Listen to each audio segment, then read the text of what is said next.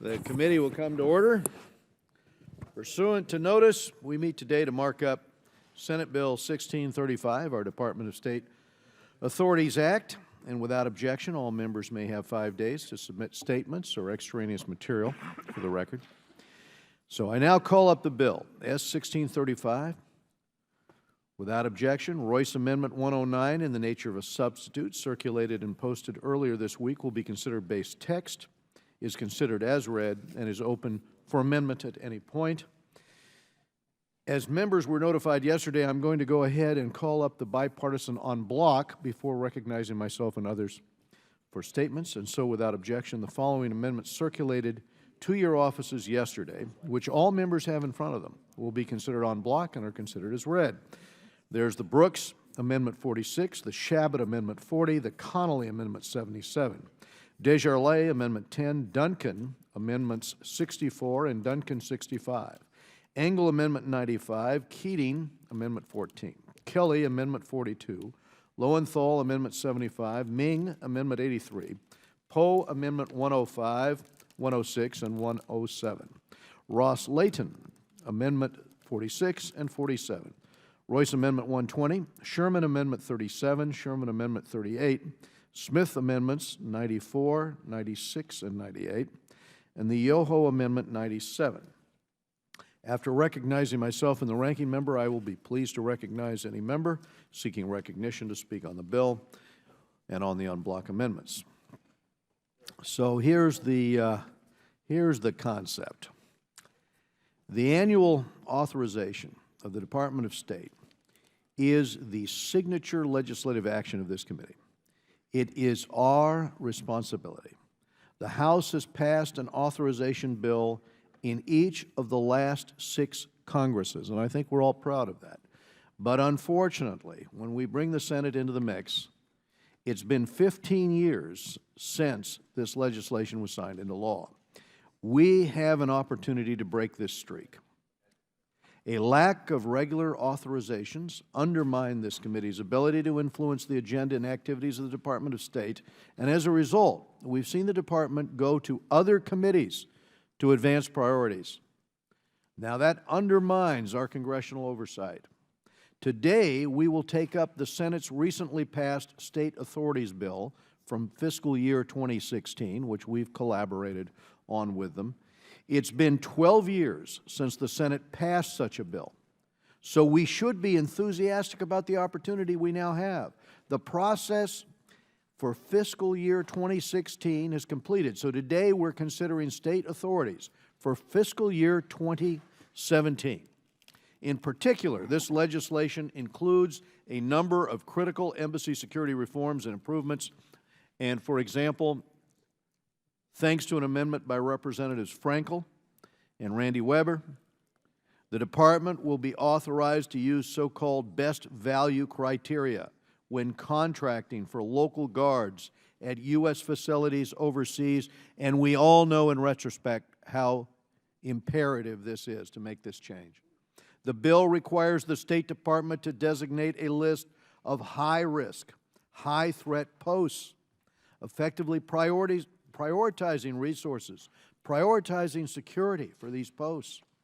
The State Department and Defense Department are directed to jointly develop enhanced contingency plans for emergency situations, including planning for rapid deployment of military resources to keep our personnel safe in time of crisis. And we've included important provisions that improve security for children and families of U.S. diplomats abroad. The bill also contains important provisions to increase accountability for sexual exploitation and abuse by UN peacekeepers. This has been the subject of committee hearings. We've also included important provisions to strengthen the oversight capacity of the Inspector General, an office that this committee successfully fought to have filled after sitting vacant for 5 years. Lastly, the bill increases flexibility in the Department's workforce, allowing civil servants more opportunities to serve overseas, authorizing a pilot program to acquire skilled workers from the private sector at the mid-career level, So I want to thank the many members who contributed to this bill. I want to thank our ranking member, Engel, and let me include Chairman McCall for his language to improve the Rewards for Justice program, and Mr. Burks for his language to increase financial transparency and accountability at the United Nations, among others. And as a result of these many contributions from members on both sides of the aisle here, this is a strengthened and important product, a bipartisan bill that bolsters this committee's role as overseer of State Department operations. And I look forward to seeing this measure advance. And I turn now to Mr. Engel for his opening statement. Thank you, Mr. Chairman, for holding this markup. This is perhaps the most significant markup since I've been ranking member of the committee. I want to second every word you just uttered. I think your statement was hit it right on the head, and I thank you for that statement. In the year 2002, in the wake of a horrific terrorist attack, the way our country looked at the world was quickly changing, but no one could have predicted the way the next years would unfold. A disastrous intervention in the Middle East that toppled the regime and paved the way for a group of extremists even worse than al-Qaeda, the rapid growth in the Asia-Pacific that has drawn the focus of the administration, the true extent of the threats of climate change coming into clear focus, the development of new technologies that connect people around the world in ways we've never known, for better or worse. In the last 14 years, the challenges and opportunities of the 21st century have come into definition. Our policies here and around the world have done their best to keep pace. But 14 years ago, was also the last time a State Department authorization bill made it to the President's desk. It's been 14 years since Congress made a top-to-bottom assessment of the way we carry out our diplomacy. And without assigning blame as to why this hasn't happened, one thing is sure: we are long overdue to move forward on this bill. We need to be taking constant stock of the way the State Department and other agencies are working to advance American leadership and interests around the world. And we need to be diligent in looking for ways to enhance those efforts. The Defense Department gets reauthorized every single year, the Defense Department, virtually without fail. We should place no less importance on the agencies whose job it is to prevent conflict and diffuse crises. As I have said before in this committee, stopping an ongoing crisis is a much costlier business than preventing one in terms of American dollars and often American lives. Our diplomats are some of the most talented people we have working on the front lines of national security.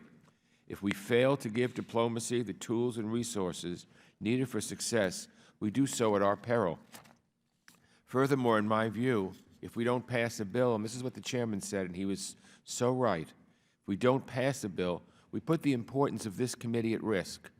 With great respect for our colleagues on the other committees that deal with national security, by failing to act on our own oversight responsibilities, we open the door for other committees to chip away at our jurisdiction. And again, this is something that the chairman and I have worked together on. We don't want other committees raiding our jurisdiction.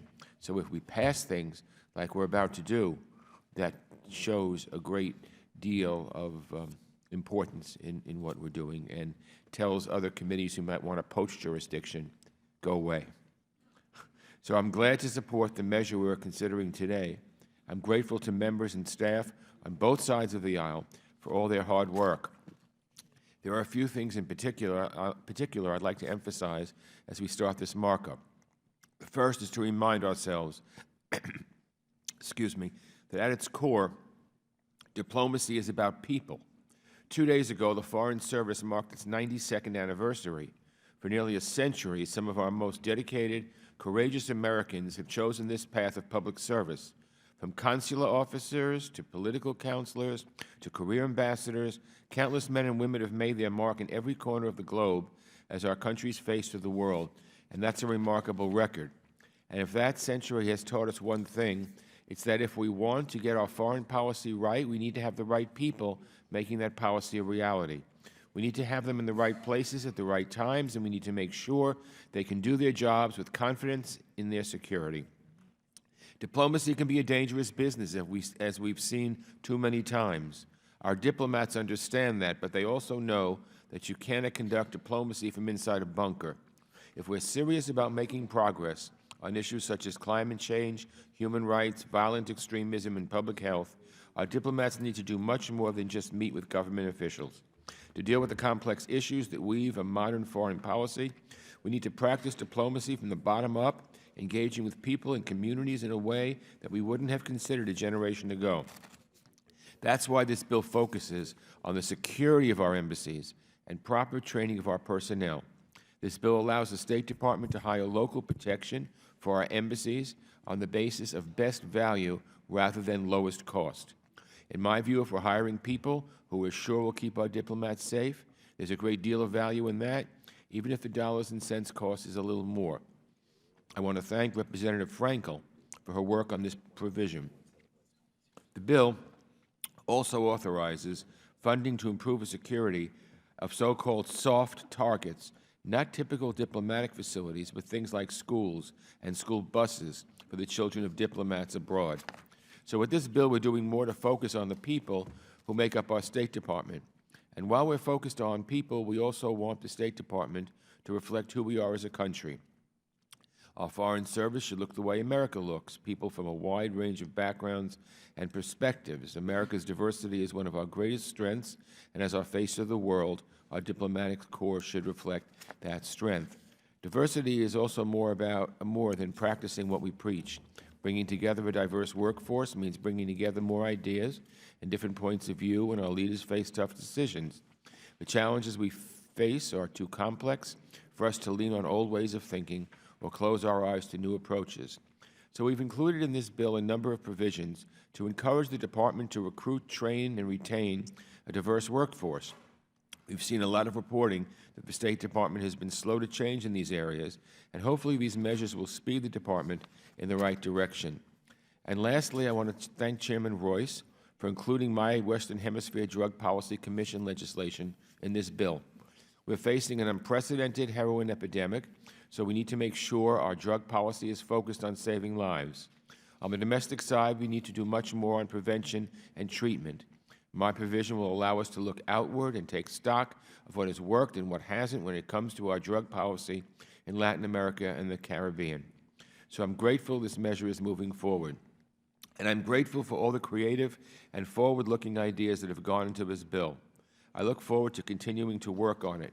I'm very proud of this committee, members on both sides of the aisle, in acting on this long overdue legislation. I'm very proud of the bipartisanship that we've shown in this committee. I'm very proud of Chairman Royce's leadership, and I want to thank all the members on both sides of the aisle for their cooperation. I thank you, Mr. Chairman, and I yield back. I thank you, Mr. Engel. We have Mr. Chris Smith from New Jersey. Thank you very much, Mr. Chairman. First of all, thank you for scheduling and your leadership in bringing this important bill and Mr. Engel to the full committee.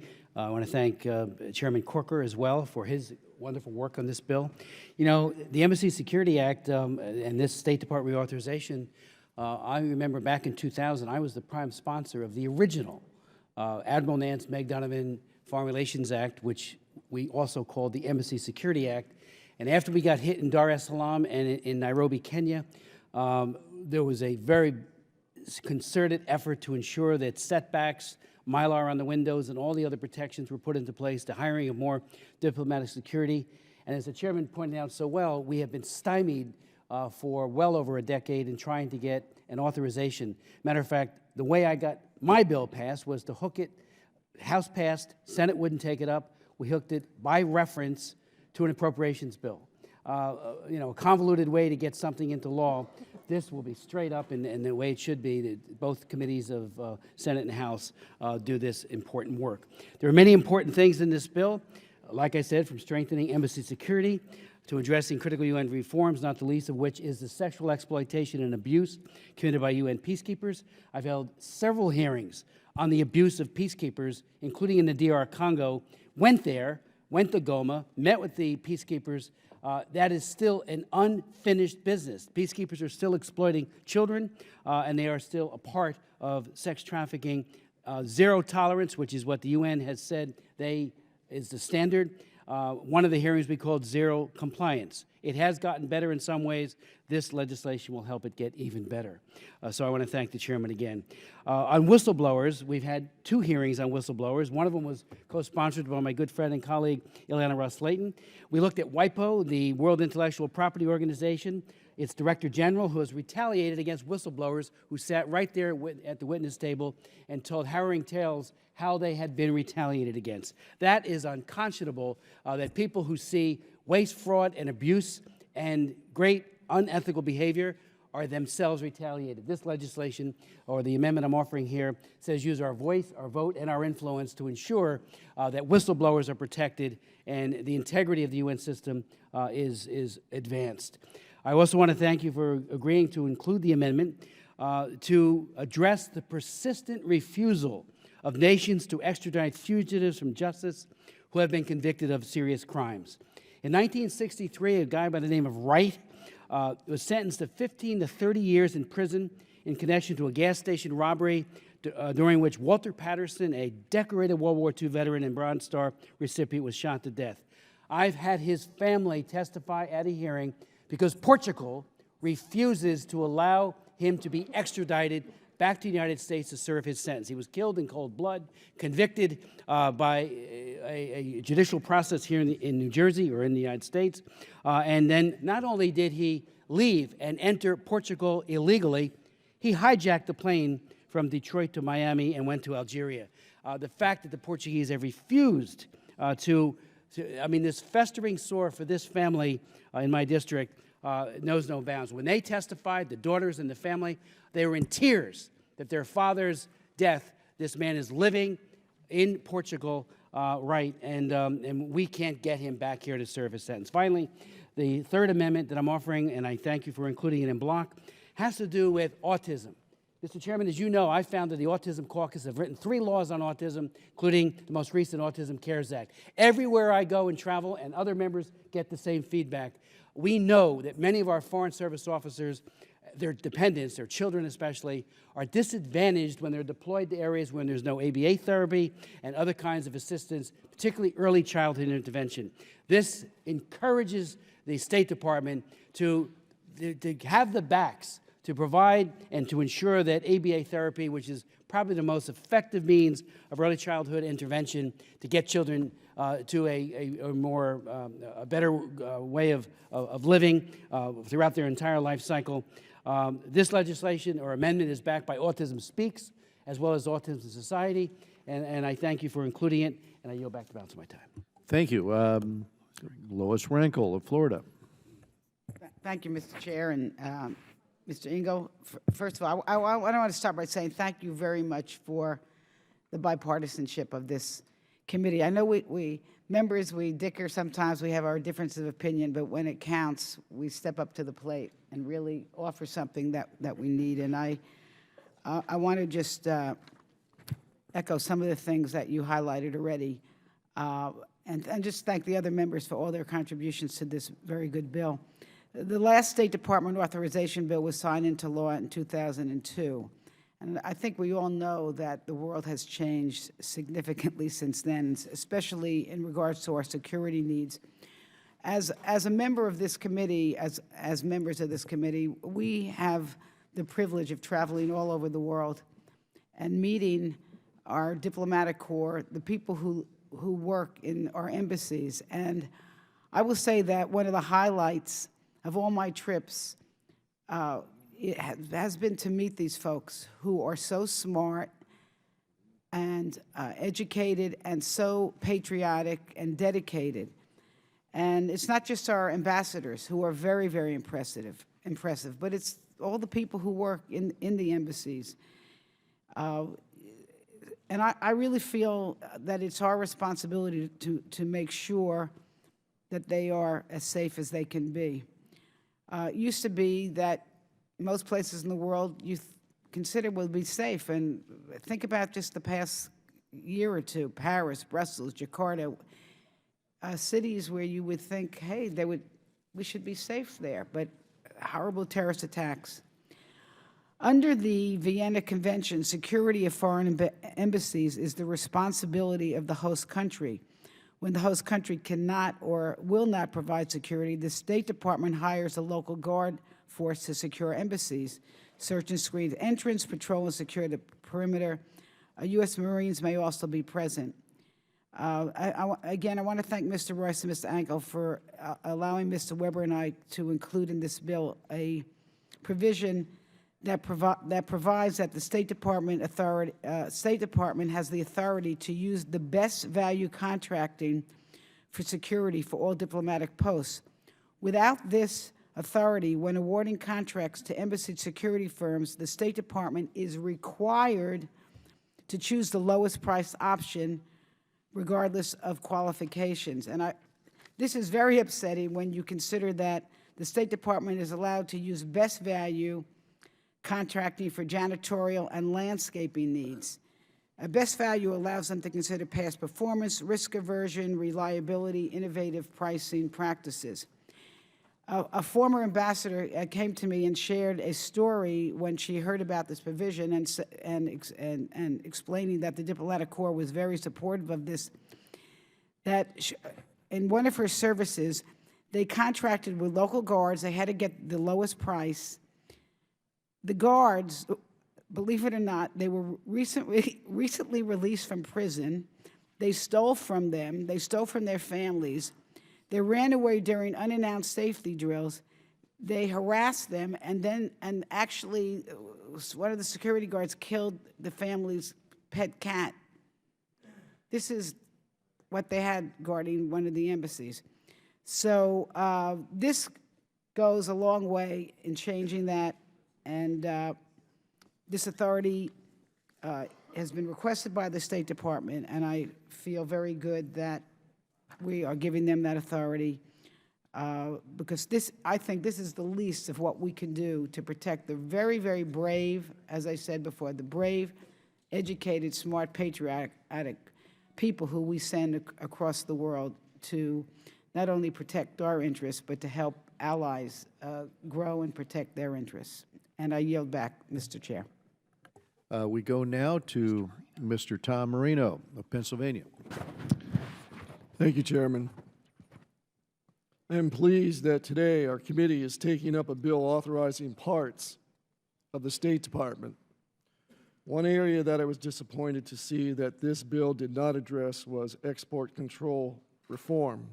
In 2009, this administration began work on export control reform, and so far it has been very successful in most areas.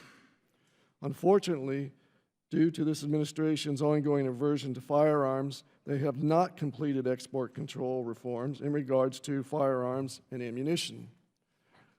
Out of the 18 categories the administration included in their initiative, 12 had final rules written that are now in effect. Only 3 categories, firearms, guns, and armament, and ammunition, have not even had a rule proposed.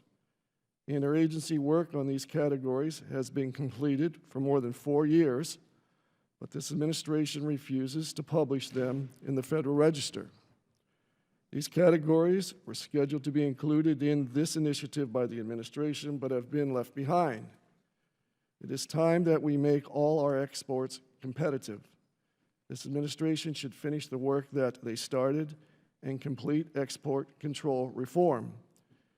Here in the near future, my colleague, Colin Peterson, will be introducing a resolution that expresses Congress's support for completing export control reform. This is an important sign from Congress of the importance of these reforms. I will be a co-sponsor of this legislation and hope my colleagues will join me in supporting this resolution. I look forward to working with the committee, the administration, and other members to ensure that export control reform is completed fully. And I yield back. Thank you. I want to thank Mr. Marino for his consideration and interest in issues that, although outside the scope of this bill, are serious issues that the committee will continue to study. We go now to Grace Ming of New York. To Mr. William Keating of Massachusetts. Mr. Keating yields back, and we go to Mr. Lowenthal. Thank you, Mr. Chairman. And I, too, would like to thank the chairman and the ranking member for bringing up this very important legislation. You know, in a time of rapid change, frequent unrest in the world, it's crucial for the United States to demonstrate our continued commitment to diplomacy. Our taking up of this bill renews that commitment by investing in our diplomats and in their safety. I'm especially pleased to see the provisions strengthening diversity in recruitment, employment, retention, and promotion, and expanding the Wrangell, Pickering, and the Payne Fellowships. Our Foreign Service officers are America's face to the world. In countries everywhere, they should reflect and represent the rich diversity that's made our nation truly great. In this spirit, I have a very simple amendment in the en bloc, directing the Secretary to conduct and submit a study on workforce issues and challenges to career opportunities for tandem couples in the Foreign Service, as well as couples with only one spouse in the Foreign Service. This language is taken directly from the Senate version of this bill. Foreign Service officers bravely serve their country for years, for many decades in many cases. The report requested in this amendment will be a valuable tool in illuminating the challenges facing Foreign Service officers with spouses that are both in and out of the service. I just want to thank the chairman and the ranking member and their staffs for working to include this simple amendment in the en bloc, and I thank you again, and I yield back. Mr. David Trott from Michigan. Thank you, Chairman Royce and Ranking Member Engel, for bringing this bill up for consideration today. While our committee has jurisdiction over many items relating to our national security and diplomatic relations with foreign governments, one of our most important tasks is oversight of the State Department and making sure our diplomats and embassies are as secure as possible. This bill includes many crucial provisions regarding oversight, whistleblower protections, and also programs to ensure that we recruit the best and brightest candidates to serve as our diplomats overseas. We also send a clear message in this bill to countries that commit gross human rights violations that they will be held accountable and aid could be withheld. Taxpayers will be happy to see a more transparent State Department because this bill requires the Office of Management and Budget to report on all U.S. assessments and contributions to the United Nations. I'm proud of the bipartisan efforts in this committee and look forward to full passage of the bill by the House of Representatives. I yield back my time. Thank you, Mr. Trott. Mr. David Cicilline of Rhode Island. Thank you, Chairman Royce and Ranking Member Engel, for holding this markup today. I'm pleased that this committee has once again come together in a spirit of bipartisanship to mark up the State Department authorization for the first time since 2013. I commend my colleagues and the committee staff for the hard work that went into getting us to this point. Holding this markup is indeed noteworthy, especially when we consider how much the world has changed since the last State Department authorization bill was signed into law back in 2002. I welcome this opportunity of the Foreign Affairs Committee to carry out our responsibility in authorizing the State Department. American leadership in the world is critically important today, given the many challenges facing the United States, our allies, and our partners around the globe. This bill provides the State Department with the tools it needs to confront these challenges by addressing issues such as embassy security and personnel protection, diversity in hiring and assignments, and addressing concerns related to the United Nations. I'm the co-chair of the Congressional Peacekeeping Caucus, which I form with my Republican colleague Adam Kinzinger of Illinois, so that members of Congress can discuss the importance of regional peacekeeping operations and their impact on U.S. foreign policy and national security. That's why I'm particularly pleased that this bill addresses oversight of and accountability for peacekeeper abuses by requiring the Secretary to submit a strategy and implementation plan for combating sexual exploitation in UN peacekeeping operations to help reduce occurrences of such abuse and to improve the capacity of the UN to prevent and identify sexual exploitation. I'm pleased that the bill makes clear that it is the policy of the United States government to withhold assistance to any security force unit of a foreign country that has committed a gross violation of human rights, including sexual exploitation or abuse. And I welcome the whistleblower protections that are included in the bill, which call for the U.S. permanent representative to advocate for the removal of any official whom the Secretary determines has failed to meet ethical standards, to ensure that whistleblower protections are extended to UN peacekeeping personnel, and to encourage the UN to provide redress to any whistleblower who has suffered retribution. The Africa, Global Health, Global Human Rights, and International Organizations and Middle East North Africa Subcommittee have heard testimony this year from brave UN employees who spoke out against abuses within the UN system, which highlighted not only gross misconduct of UN teams in places such as Sudan, but also in subsequent so-called investigations. The United States should be a leader in the effort to overhaul the UN's whistleblower systems and protections. I also want to applaud the provisions in the bill to increase diversity at the State Department, augment fellowship and training opportunities, and enhance benefits and career opportunities for department personnel. These efforts will help attract the best people to represent the nation and conduct the important work of the department. The evolution and growth of the demands on the State Department since 2002, when the department's authorization was last signed into law, are significant. This bill offers the first opportunity we've had in a long time to ensure the State Department is well positioned to confront 21st century challenges. And I again want to thank you, Mr. Chairman, and our ranking member for the work and your staffs in bringing us to this day. And with that, I yield back. Thank you. Thank you. We're going to go to Mr. Jeff Duncan. Thank you, Mr. Chairman, and thanks for this important bill.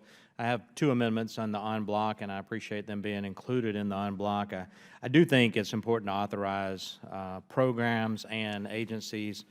I think we've been operating for way too long without doing authorization bills, not in this committee, but in Congress as a whole. So that's just where I stand on that. Two amendments that I've got. One just says it's time for the State Department really to follow the IG and the GAO recommendations and start implementing that. It's going to be huge cost savings for the United States and for our taxpayers. The hardworking American taxpayers expect agencies to operate within their means and to try to implement cost savings at every turn, good best management practices, things they do in the private sector, because it's the taxpayers' money.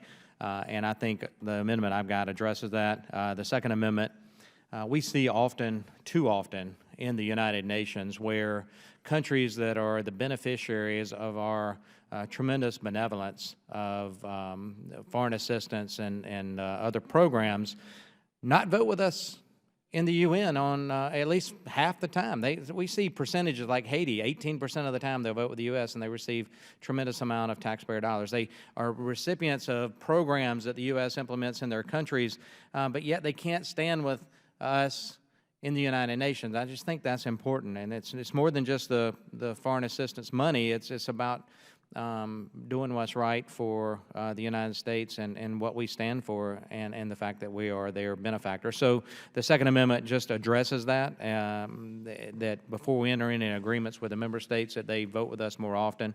I think that's something that we need to talk about at a future date going forward, and maybe an authorization bill itself. But I do appreciate these amendments being in the en bloc, and I look forward to supporting the bill, and with that I yield back. Thank you, Mr. Duncan. We go to Robin Kelly of Illinois.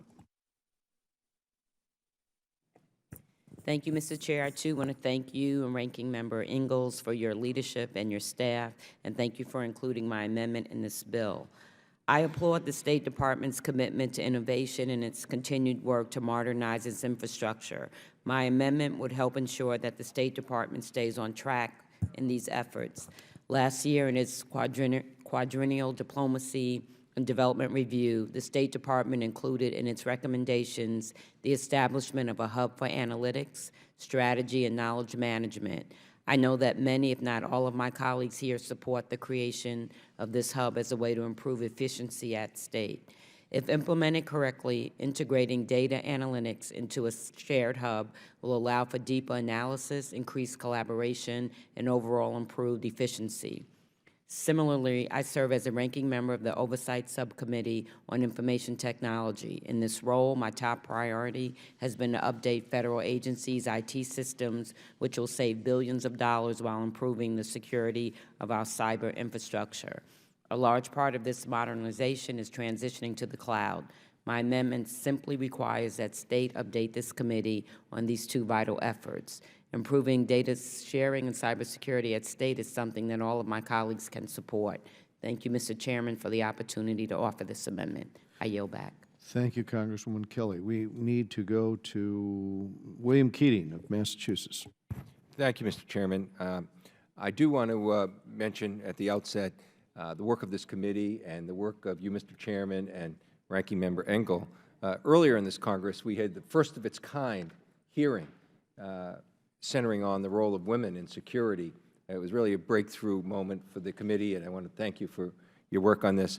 This amendment that's included in the en banc is part of that, and I just want to thank your staffs as well for working with us on this, and I want to make mention of Representative Schakowsky, who's been working on a separate legislation outside, not as a member of this committee, but outside to work to advance legislation with women, peace, and security that really codifies the important policies and practice to promote the inclusion and participation of women in peace and security. This amendment's a sense of Congress that, first, Deputy Assistant Secretaries be tasked with, by the Secretary of State with overseeing the integration of policy priorities related to women's participation in preventing and resolving conflicts, and second, that all foreign service officers receive at least one training on the importance of women participation in these particular areas.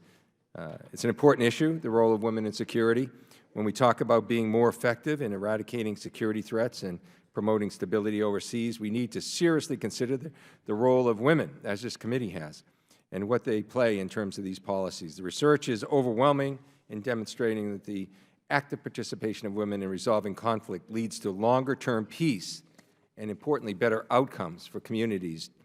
Just one example, through my work working with Chairman Poe as the ranking member of Terrorism, Nonproliferation, and Trade in this subcommittee, and as a member of the Homeland Security Committee, we found that engaging women in efforts to counter violent extremism has consistently led to law enforcement and security experts gaining greater access to communities and more effectively combating radicalization and the spread of violent extremism. So if we want to be as effective as we can be to increase stability throughout the world and be smart about our expenditures overseas, investing in women's participation in security at the local, national, and international levels is key. I yield back.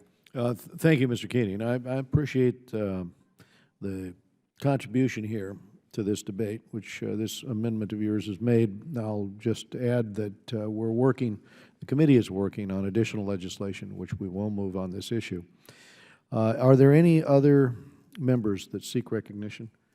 Hearing no further requests for recognition, the chair moves that the committee adopt the amendments considered en bloc. All those in favor say aye. Aye. All those opposed, no. In the opinion of the chair, the ayes have it, and the amendments considered en bloc are agreed to. Are there any additional amendments to the base text? Hearing none, the chair now moves that the committee adopt Senate Bill 1635 as amended. All those in favor say aye. Aye. All those opposed, no. In the opinion of the chair, the ayes have it, and the bill as amended is agreed to. So without objection, this bill as amended is ordered favorably reported as a single amendment in the nature of a substitute, and staff is directed to make any technical and conforming changes. And also without objection, the chair is authorized to seek House consideration of the bill under suspension of the rules. This concludes our business for today, and I want to thank Ranking Member Engel and all of our committee members for their contributions and assistance with today's markup. The committee is adjourned.